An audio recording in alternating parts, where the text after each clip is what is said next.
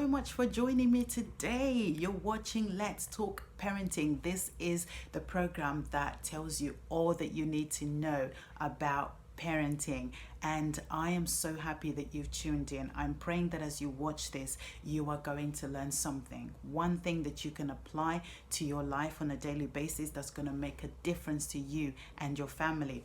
I'm Veronica Kasanga Fruitful, and today I want to talk to you about our favorite family movie of all time.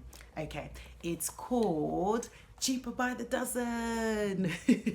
We've got 1 and 2. We absolutely love this film in our family. It's very old, but we have seen this so many times. If you haven't seen it, I recommend it for your next family movie night because it's just hilarious. It's a story about, I'll tell you briefly because I don't want to spoil it for those who haven't seen it, but it's a story about a husband and a wife who ends up having 12 children. That's right, 12. I thank God I only have 2. And if you've seen it, or after you've seen it, you are going to understand why. But they have 12 children, and Tom Baker, who's the father, he has a dream to basically be a coach for the American football team called the Stallions.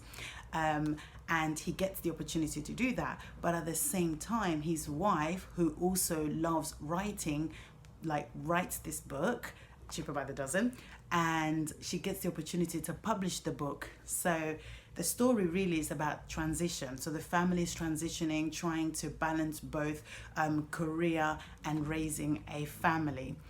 But the reason why I wanted to talk to us about it is because there is something that Tom Baker says in the movie that absolutely just touches my heart. It blesses me. And it's the bit where at the end where Tom Baker, so after he goes through the transition and he finally realizes, yeah, this is just not going to work, trying to manage a family and have this big, amazing big career is just not going to work. After he realizes that, he decides to hand in his resignation. I know, so sad. But he goes to see his boss and he hands in his resignation. And when his boss asks him why, he basically says this. He says this to his boss: if I screw up raising my kids, then nothing I achieve will ever matter. Did you hear that? He says, if I screw up raising my kids, then nothing I achieve in life will ever matter. For me, the reason why this moves me is because this movie for me is about family value. It's about values. It's about what is important in life. And Tom Baker, I feel like he has been tested, or rather his values have been tested. You know, he has this dream, he wants to be a coach, but then his other dream is to have a big family with his wife, and so he gets challenged, he gets tested, you know, what's he gonna end up doing? But in the end, he ends up making the right choice, which is choosing to be a constant father in his children's life and help his wife raise their children. And it absolutely speaks to me. I remember a time when I was in a similar situation. I had a job a few years back where I was, basically doing the same thing. I was constantly running around trying to meet the demands of my job at the expense of my time with my children. And it just got to that point where I couldn't do it anymore. So I made a decision to leave that job and take on a job that didn't take so much of my time, so I could be there for my children. And while I was actually doing this other job, that was when I started thinking about values. I started thinking about what values I wanted to instill in my children so that they could then pass these values on to their children when they get older. And so it made me realize how important values actually are.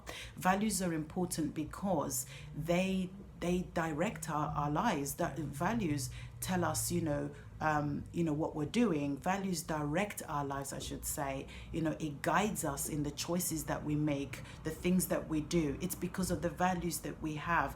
For example, some people You might have friends who smoke, for instance, but that could be something that you don't value because you value your health more than you value the whole smoking process. So you may choose not to smoke even though you have friends that smoke. So values are important. And what I've learned over the years is that when children don't have values of their own or values from family, they end up following in the values of others, values from their friends or other people. They start copying other people. So values are very crucial. The second reason why values are important is because values dictate our behavior as well. They direct our steps. When children know what is expected of them, then they make their choices based on that.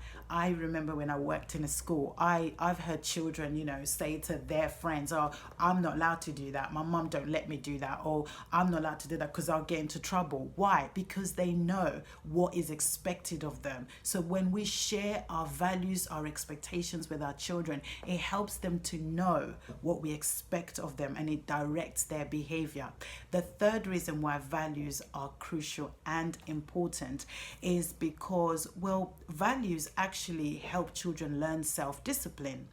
Yeah, and this is one of the characteristics that children need to learn and develop so that they can have a healthy, functioning adult life. They need to learn to exercise self-discipline.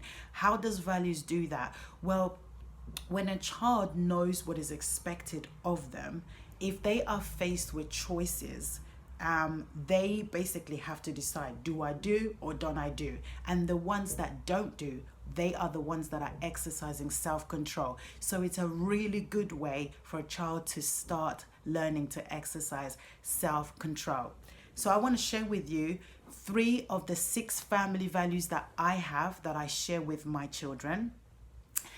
One of them is to love, honor God, and put God first. We're Christians, so our top value in our family is to love and honor God and put God first in our lives. The second one is to love, honor, and respect your parents. I teach this to my children on a regular basis. Love, honor, respect your parents. And that goes without saying. It comes with so many blessings when we do that. The third value, which is a very important one as well, is to know who you are. And I always tell my children that they are the righteousness of God in Christ. This is who they are. And it's important for them to know that because it's the beginning of your identity. It's the beginning of who you are. You are right. You have right standing before God. And I try to instill that in them.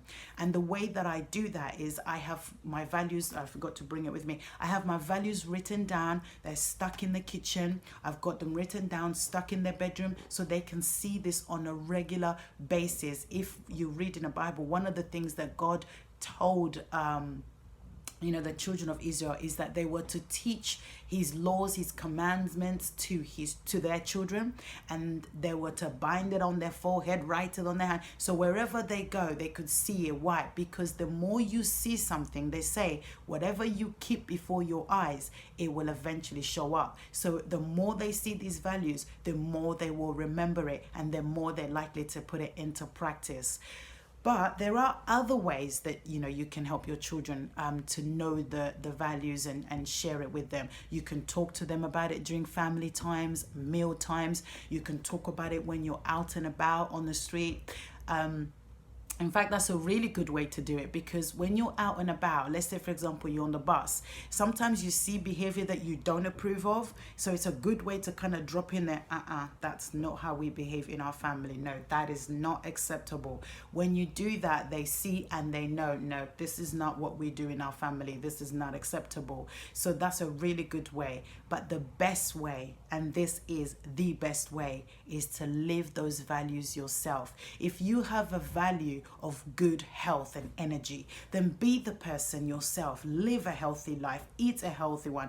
I need to practice this a bit more often myself as well. So if that's one of your values, then live by it and share it with your children by living it, so that they can see you doing it, and then they will also apply it in their life. That's one of the best ways that you can teach values to your children.